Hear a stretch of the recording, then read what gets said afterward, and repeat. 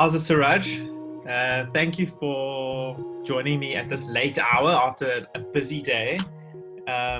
It's such a great pleasure to have you on SeedPod again.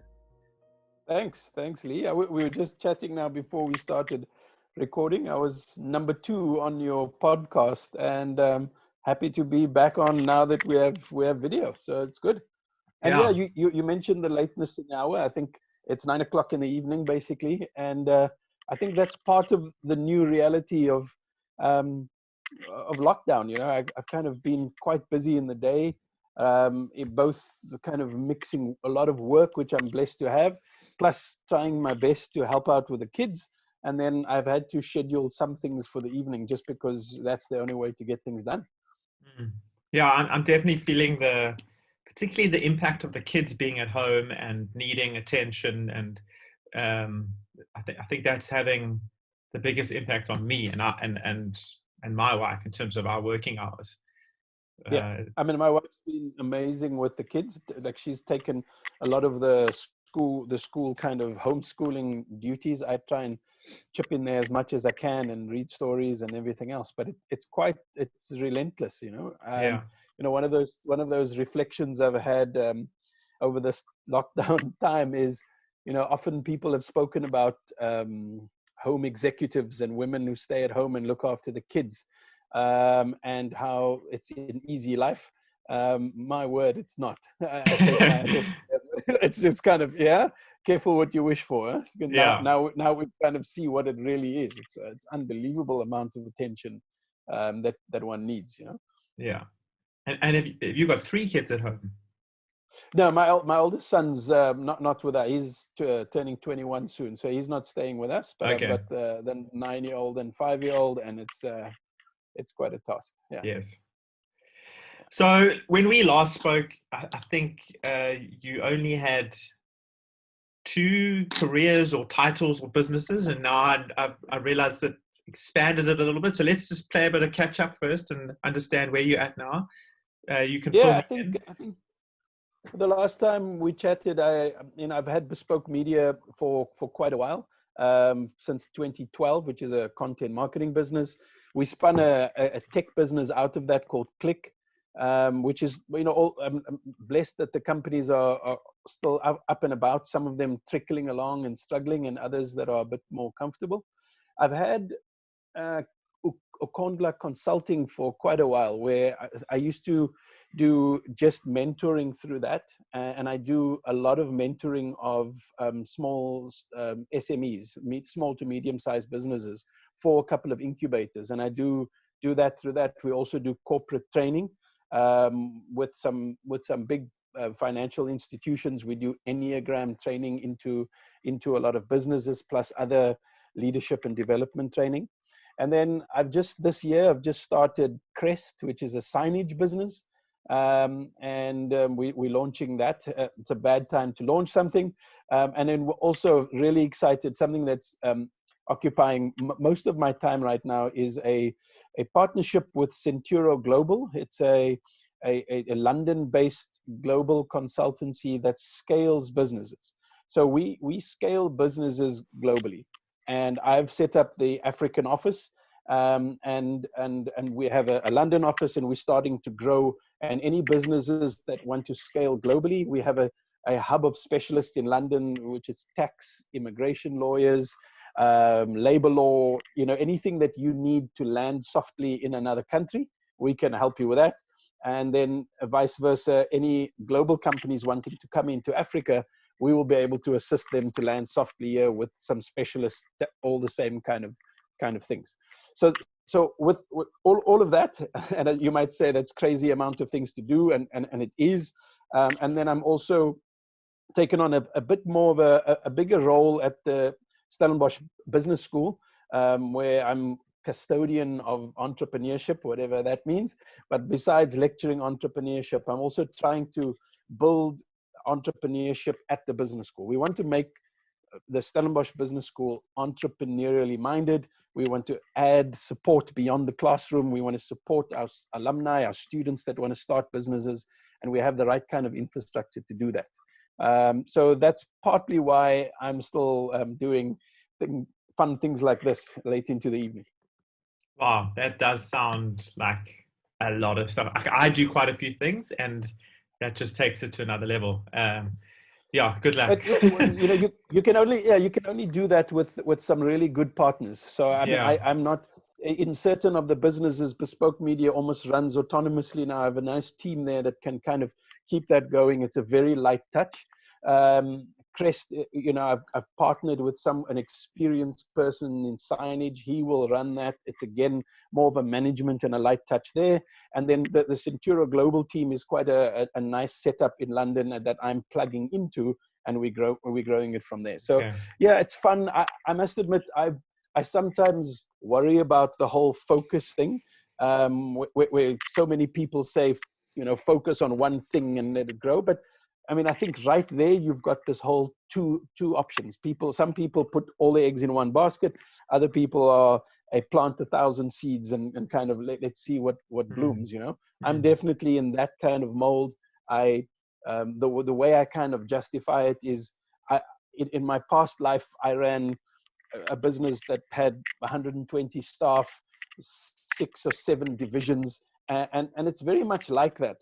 I had 6 senior people that all reported into me, and I ran the whole business. If you think about it, that's pretty much what I have, but each of my divisions have different ownership models in it and partnering with different people. So that's why they're standalone companies. And then I have a holding company called Ukondla Holding that it all kind of plugs into. So yeah, it's just it's a different kind of setup. It's a portfolio business, a portfolio of businesses, and I enjoy the diversity of it. And I must admit, I have benefited from the multiple revenue streams, so that when things kind of crash in certain industries, in certain things, there's something else that's kind of ticking on in the background and bringing other revenue in. So. Well, I think that's one of the things that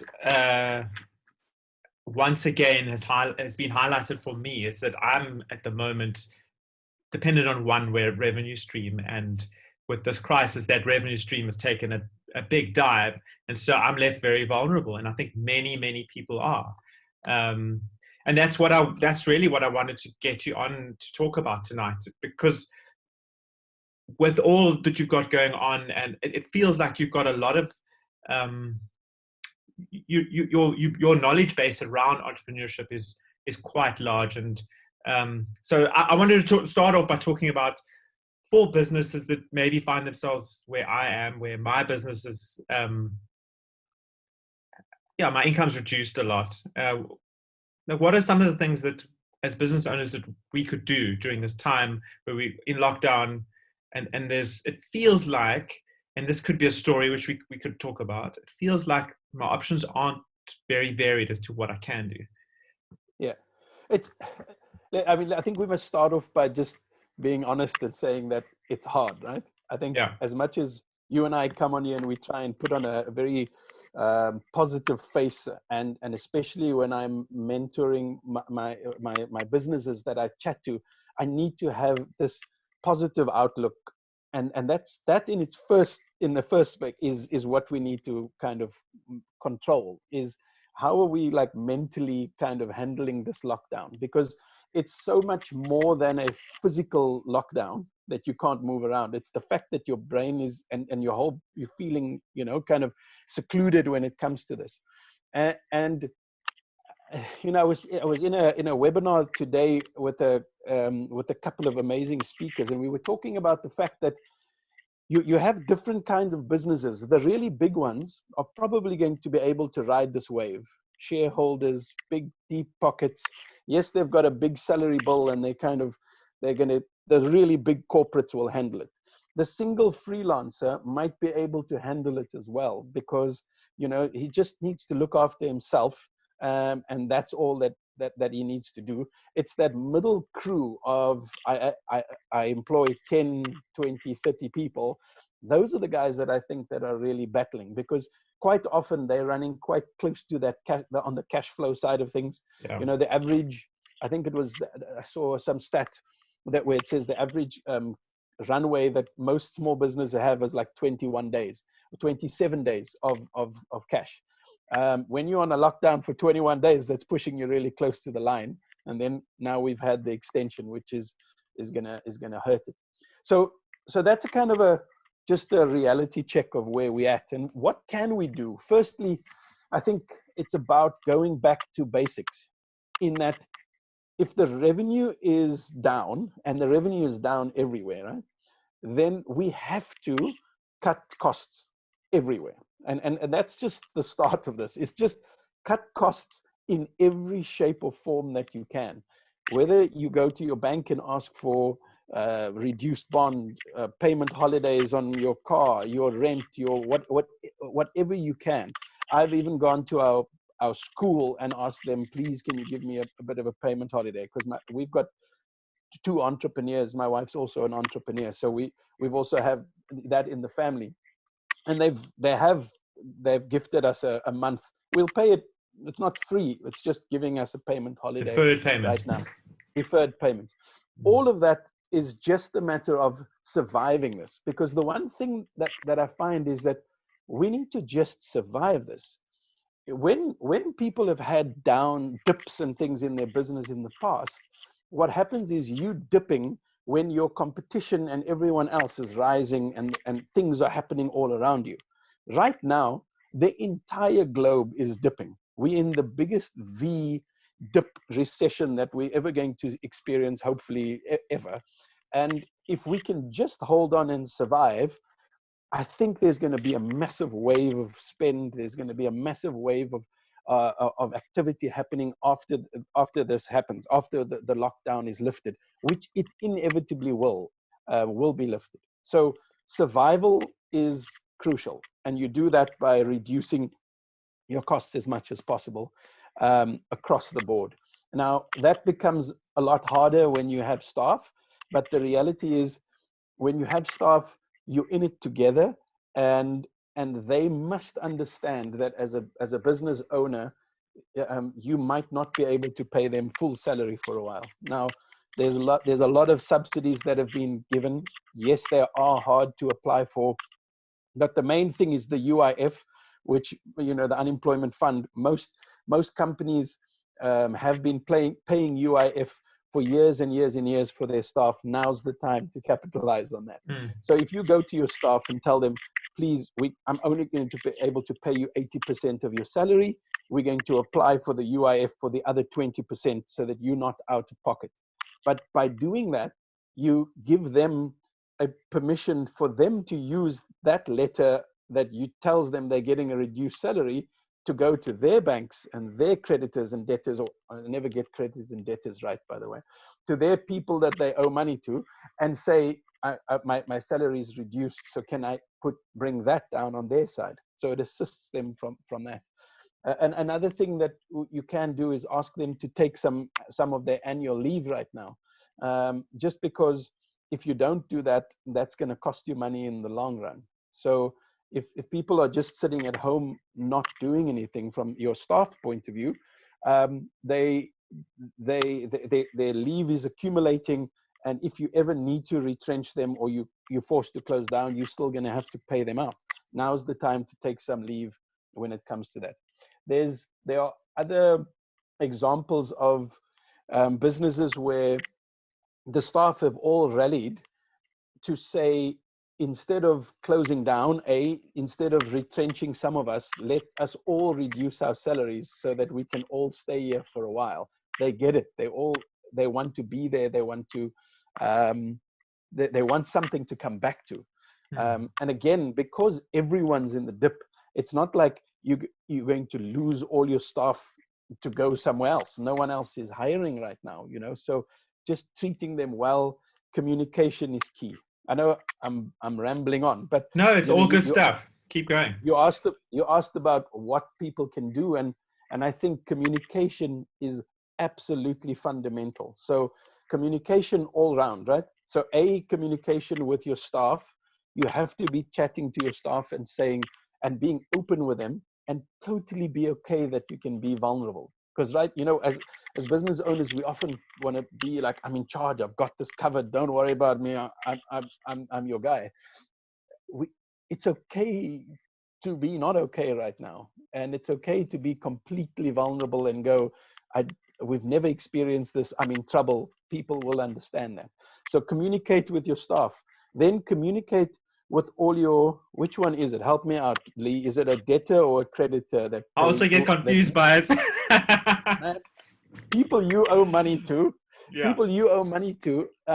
communicate with them. You know, my landlord at my office, I just went to them and I said, you know what's going through, and they halved my rent again, you know, for the next couple of months.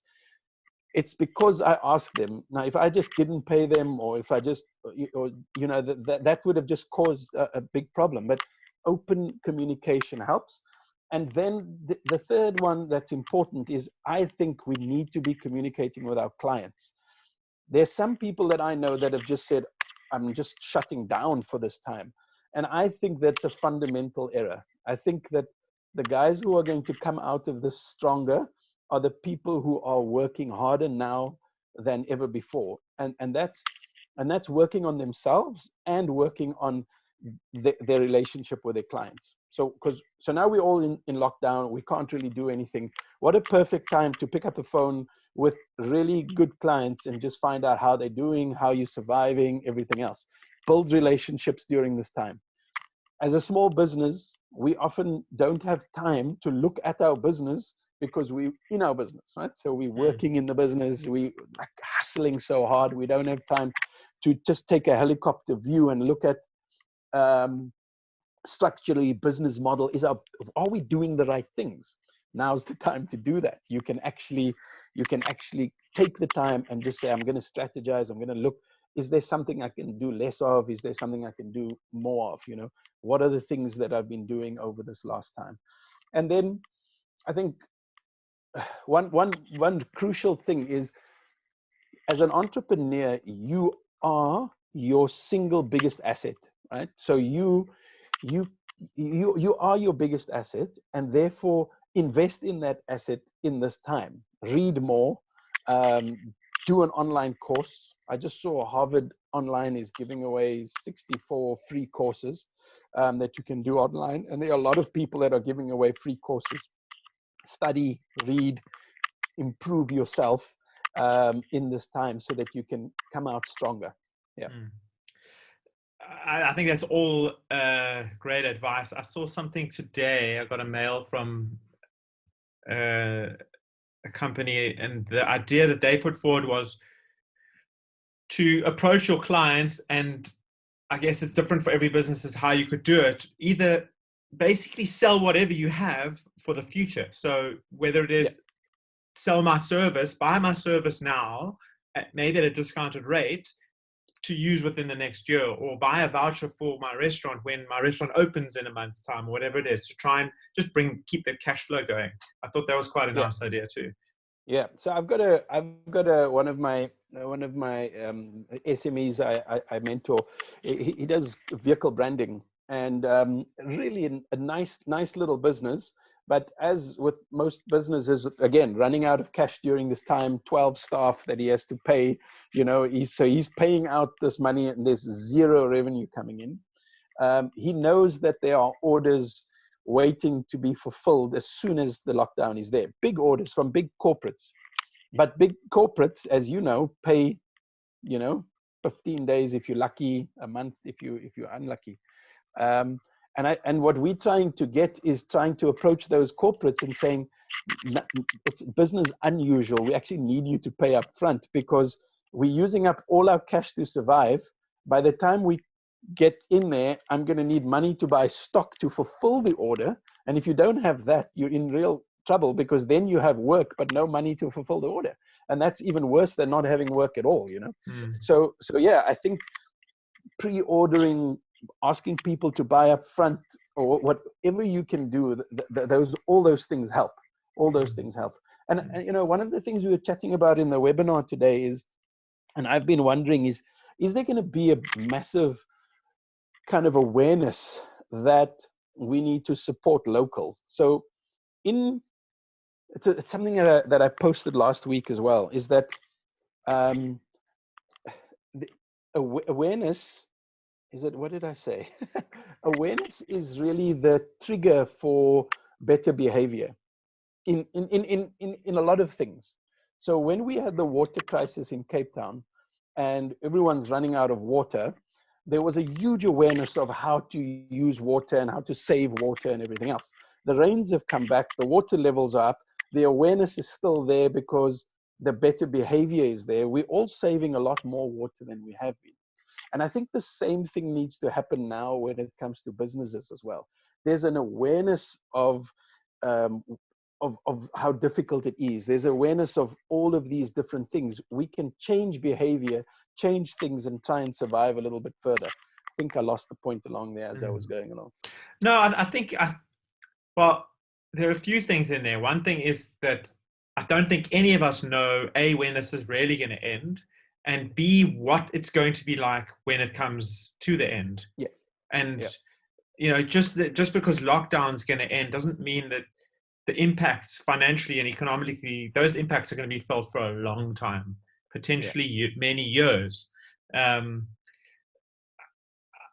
One question I had while you're talking was, do you have a sense of, I mean, are you hearing a lot of stories of businesses that are going bust? Are there a lot of companies that are having to close their doors and won't actually reopen after this? Yeah, I think they are. I think it would be, yeah, I think unfortunately there are lots of businesses. You know, there are businesses that were kind of indebted already, that were struggling already, and this is the final kind of death knell. That's where you're really going to feel it. There are businesses who were inefficient in their setup and unable to kind of pivot and change. If you're going to be unable to change right now, you're probably going to die or lose a hell of a lot of business. But to answer that question very simply, yes, I think unfortunately what is happening, and I've also heard this, is that as great, and I think firstly, I think we are blessed to have a government or a president like Cyril Ramaphosa, who I think is doing amazingly well. He has rallied industry, government, non-government organizations all together to try and look at how we can work together. One industry that's coming out looking good at the moment are banks, because they were first to kind of tout, oh, we're going to give payment holidays, we're going to do this, we're going to do that. What is unfortunately what I'm hearing a lot more is, as you applying for that, it's becoming harder and harder. You know, you apply for an extended overdraft, or you excited for this, and they just go no. So as much as the marketing is that they're helping, there are a lot of banks that are still coming to their clients and going, I'm sorry, you still owe you have to pay your debts, you have to pay your overdraft, you have to pay your loans, and if you're not, we're gonna shut you down. That is an unfortunate reality. Isn't that how I mean, the whole banking system is underpinned by, you get money from some people and give it to other people. So they can't give too many people a holiday, otherwise they wouldn't have liquidity enough to bankroll the holidays they are giving, right? Yeah, I agree. I agree in in respect, and I'm not a banker, and I've been I must tell you the stories. I lecture both in South Africa and in Africa, in DRC, in Kinshasa, and I often when I'm talking about funding and VCs and all of this, and then I talk about banks, and I normally give banks quite a bad rap. I kind of go, yeah, they're really bad. They don't give you money. They only give you money when you don't need money, when you're successful. Right? That's my usual kind of thing, and I kind of make it a bit of a joke and a bit of a stick to the banks, until I'm in Kinshasa and I'm doing the same thing, and the room doesn't laugh, they don't smile, they go quiet. And then I realized that out of the 50 people, about 40 of them are from major banks. It was a very quiet session, I must tell you. They also shared with me exactly that, is that the banks are using other people's money. They have to be more frugal. They have to be have better systems in place when it comes to just giving out money. So I get that. What I don't get is, you owe the bank money anyway. we know the situation we're in, and it will come out. We will get better. There is business waiting for us to improve if I just survive. If you shut me down now, you're not going to get anything else. If you help me survive, you will get my fees and my overdraft money and everything else. You'll get all of those transaction fees going in future. So why not help me survive? That's my only thing. But yeah, businesses are shutting down. What really worries me, Lee, is that we live in a country where we have the biggest inequality. Yeah. And the highest Gini coefficient, if you want to give it a name, of the gap between the rich and the poor. And unfortunately, COVID-19 only emphasizes that even more. Yeah. Because it's the people, it's the haves and the middle class who can work from home, who have internet, who can keep on going, who might be able to keep going. Or cash in the bank to ride it through. Correct. Cash in the bank, everything else. It's the business owner who, I might be able to survive, but I'm not going to be able to pay my weekly workers their salaries right now. So that gap is just getting bigger, and it's the poor that's really taking the hit now. And that's one of, back to your question of when do we unlock? I think we unlock. Yes, we can't unlock too early because of the medical emergency, but we can't unlock too late because of the economic emergency. Yeah. It's just, as a leader, you're damned if you do and you're damned if you don't. It's so difficult to make the right calls right now. But I think President Ramaphosa is doing very well. Yeah, I've been impressed by the way he's responded and handled himself and presented himself, and been very decisive in his actions. And I think he's been able to do things that he needed to do, but wasn't able to do before. For example, I saw today that SAA are getting no more money. Yeah. So that needed to happen ages ago. They've been bailing SAA out for years. Fantastic. Yeah. Yeah. So, it could be a very good thing in that sense for our country, in that our president is finally able to actually make the decisions he needs to. But I also worry about the less privileged of our society, and how they're gonna make it through. Yeah, it's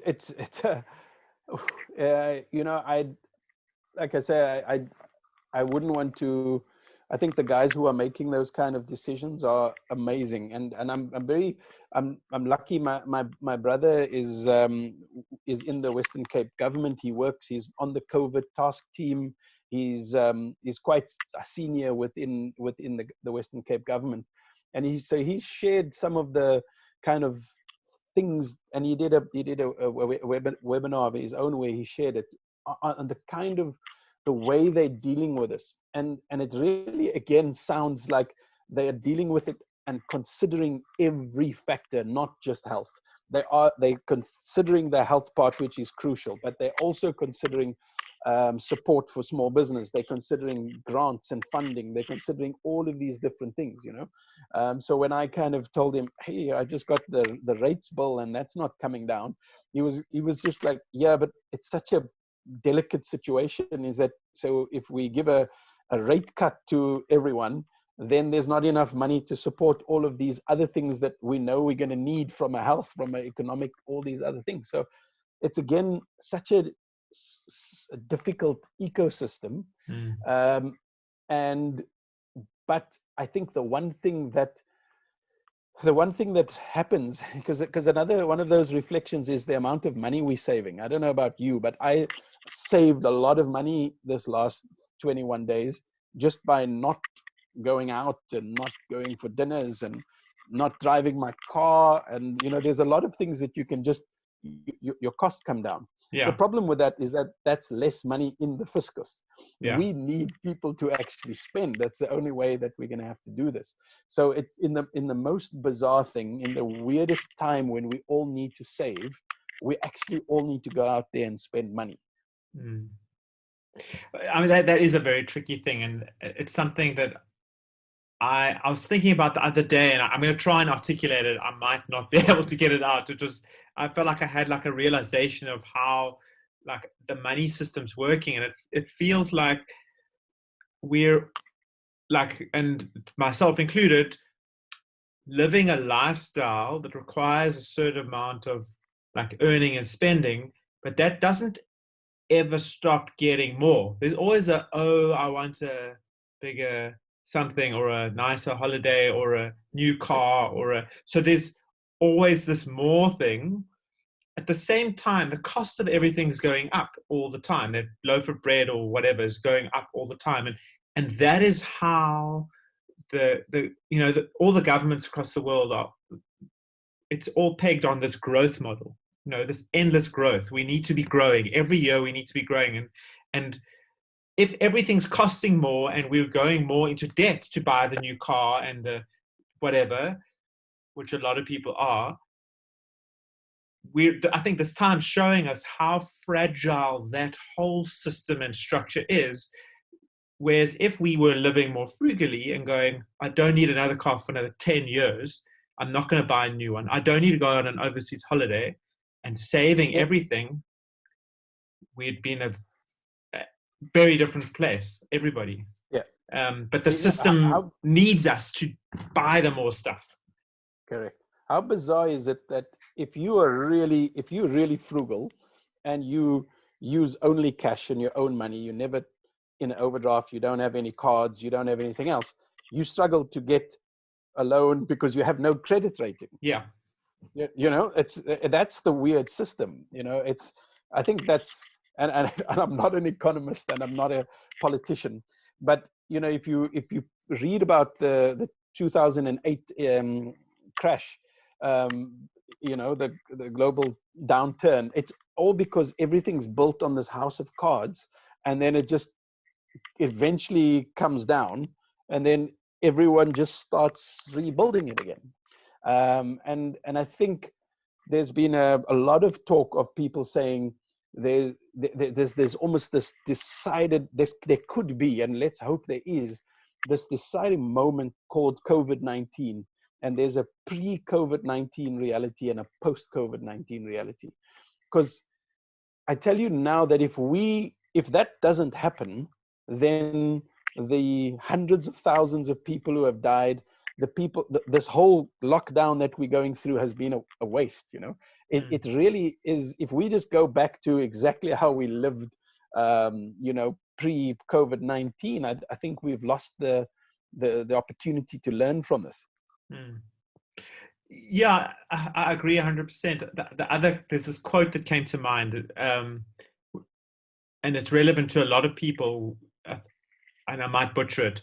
You drive to work in a car that you're paying off, and you leave an empty house, which you owe, and you leave it empty the whole day to go to a job that you don't necessarily enjoy, and you're there, some people 16 hours a day, and then you just repeat, and you're on this repeat cycle, and we're living this life that I think many people don't enjoy. And so maybe this is an opportunity to go, what could we do differently, and what other life could we have, and how could we restructure this model so that we have more time to do whatever is important for us, as well as be a little bit more frugal and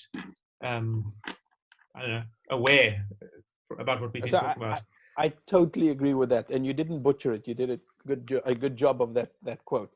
But I think I think I remember in my podcast and it could have been more than a year ago now, if I was your podcast number 2 and Seed Pod, I said I was an entrepreneurial evangelist, and I still am, because I'm a big kind of push to start your own business, because there comes a time where it just gets to a point where I can't continue doing that little rat race that you just kind of said now of, in a car that you can't afford and into a job that you don't enjoy. And you get to a point where you have to have a change. And as difficult and as hard as running your own business is, And I think there are a lot of people sitting in a corporate environment right now, praying and thanking the Lord that they are in a job that they can have a salary and not be an entrepreneur.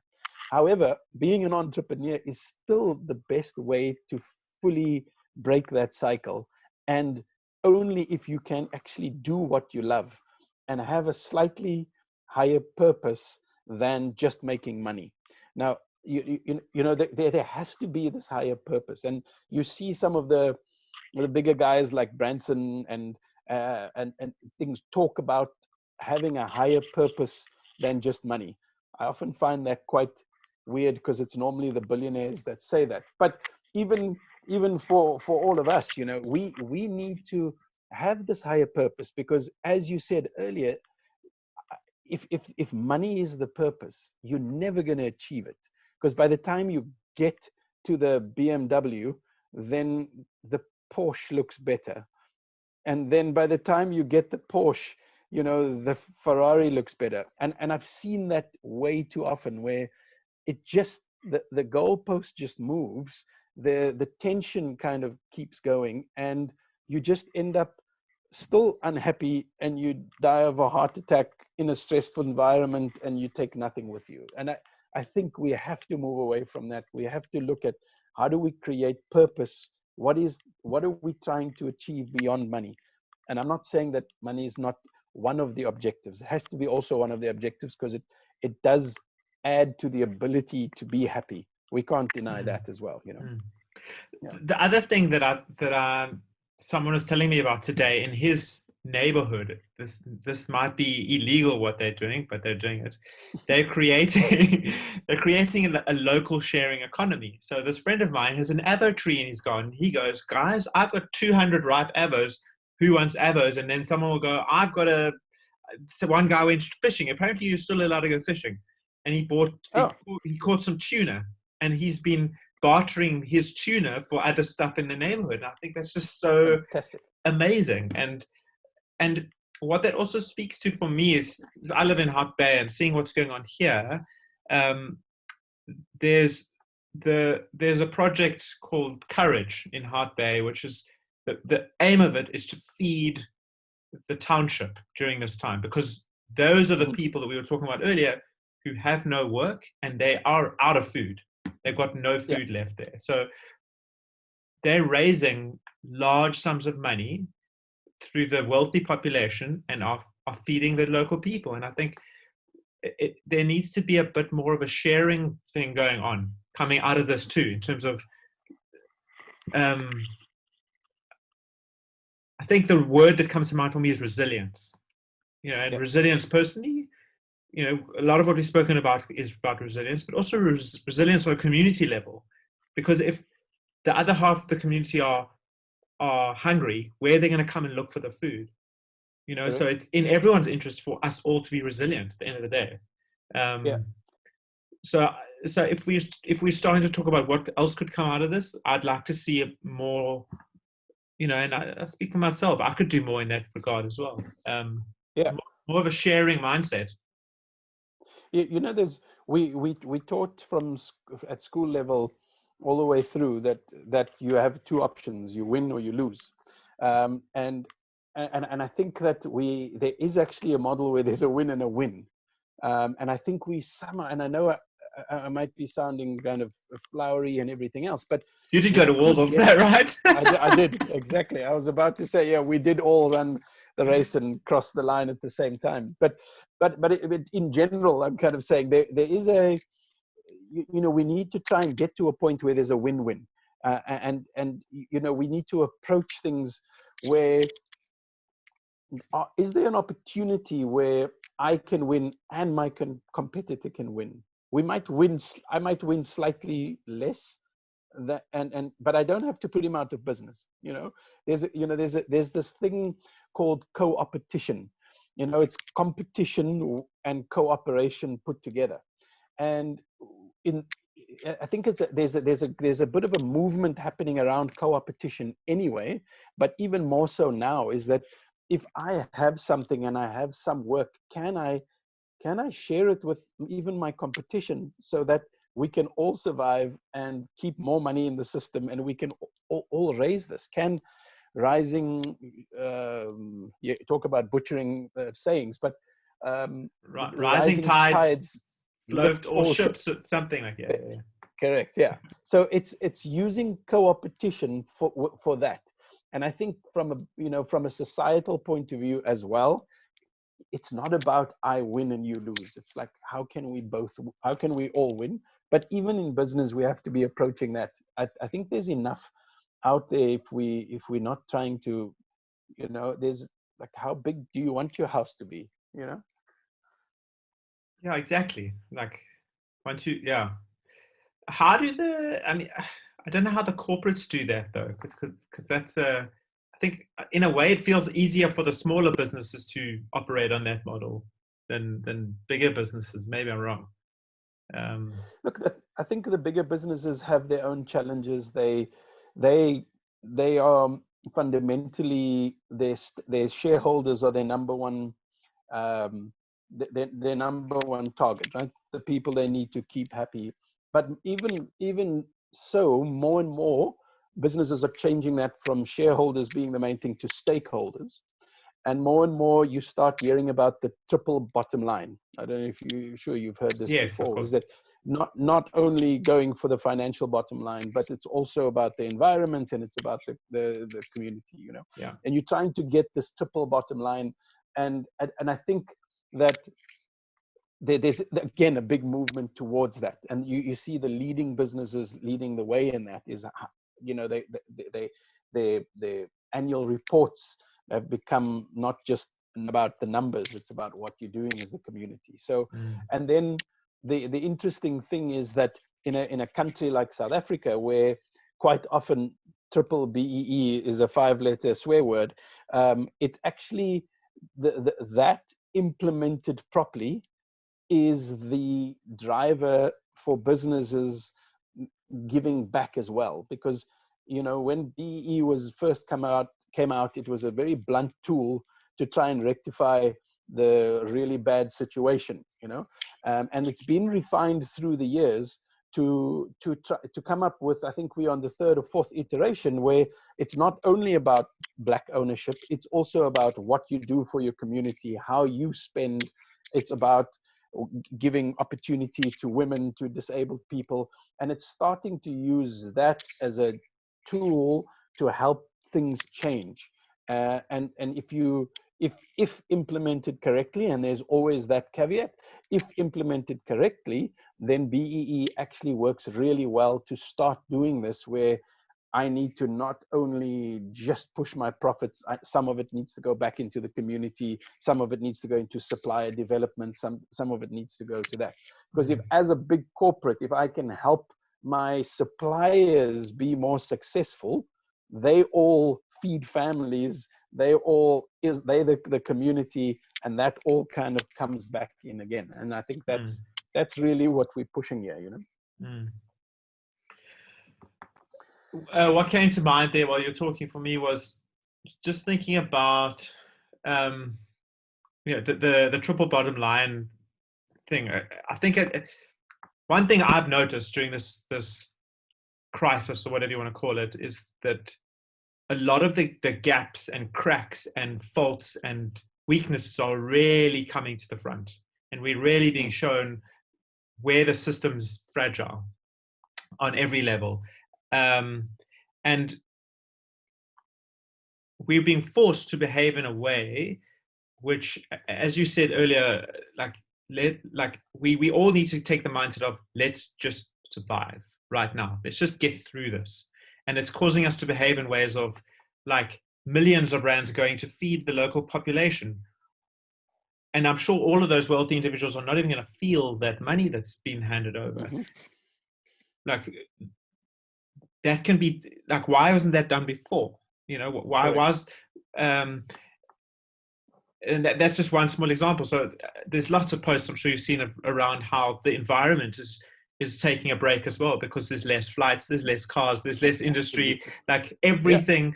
So all the things we needed to be doing to live this life that we wanted to, we're now almost being forced to do it. We're being forced to consider our communities. We're being forced to live a life that considers the environment more, even if we're not doing it consciously. It's just, Yep. it's so interesting. I think it's one of those, and whether you spiritual or not, because there's a lot of people kind of also saying that it's God kind of coming in there and shaking us and going, "Hey, I've been telling you to behave. I've been telling you to behave nicely for a while," you know,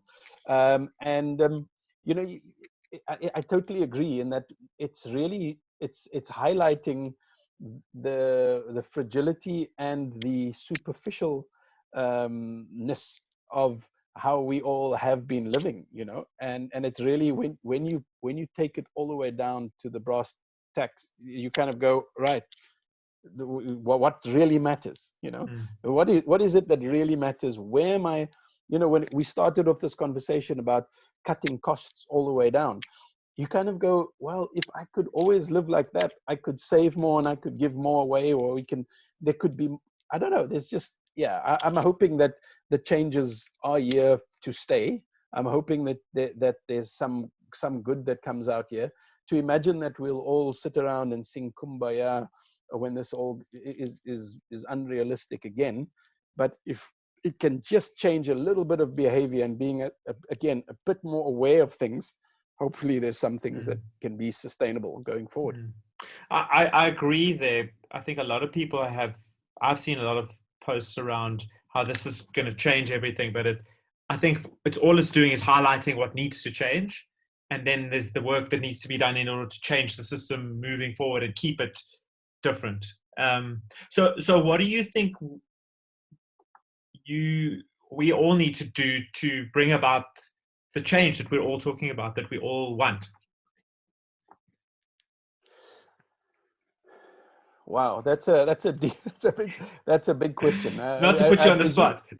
yeah. Are you still talking about business now, or are you talking about more philosophically? Whatever comes to mind. Wow, I think without sounding like a broken record, I think that awareness which triggers changing behavior. You know, in the same way that an addict, the first step in the 12-step program of any an addict is the acceptance of the fact that you are an addict, right? And saying I am an addict, and that's that awareness of that acceptance that something is wrong is what triggers the need to act in a different way.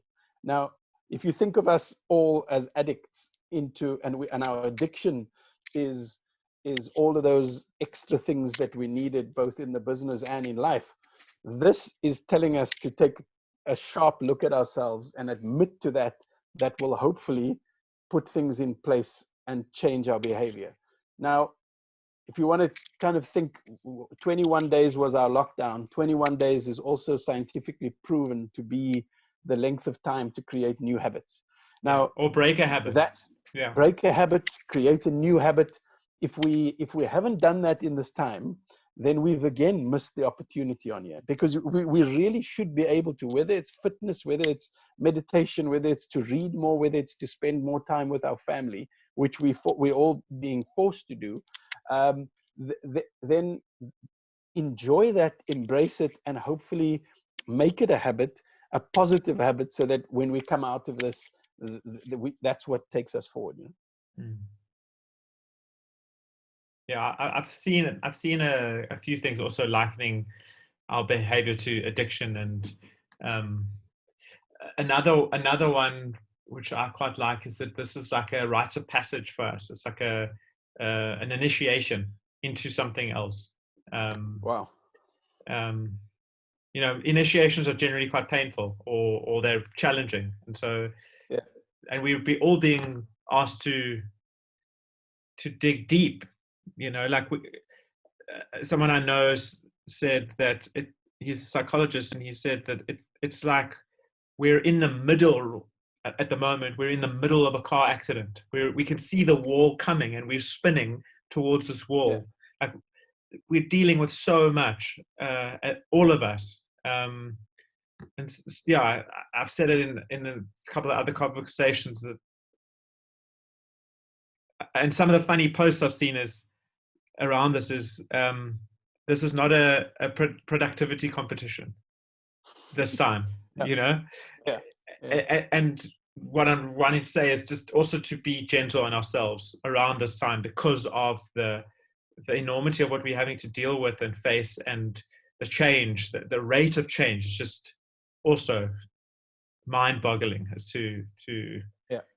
to yeah, and the impact of that can't be ignored, I think. I heard a saying today where it said, like, if you find yourself in hell, the last thing you want to do is stop, right? Because then you're just going to stay there. You might as well continue through to the other side and get out of that place. And that's kind of what a lot of businesses are feeling. Is like, Yeah. damn, we're in this now. But if you just stop, it's not going to be the only way that you can get out of it is to continue and push through and persevere and get out the other side. And I think we can do that as, again, as entrepreneurs and as businesses. We have done this before. We did it at the start. When we started off, we started something from absolutely zero, and we created whatever we had. And some, probably, if you're like most entrepreneurs, you in the beginning, you were going up and down, and you had really lows, and you picked yourself up, you dusted yourself off, and you built it again. We just have to consider this as that. It's another being knocked down onto the canvas. Are you going to lie down there? Or you're going to stand back up and go again. So I think that as entrepreneurs, we are better equipped to deal with the rebuild than anyone else, because we've done it before. We can do it again. We probably all started working from home, and then as we grew, we got offices and factories and everything else. Guess what? We're back to home. We have to be at home, and there we go. We're starting again, and we can get there again. Let's hope we get there, but with a little bit more conscious this time. Perfect way to wrap it up, Seraj.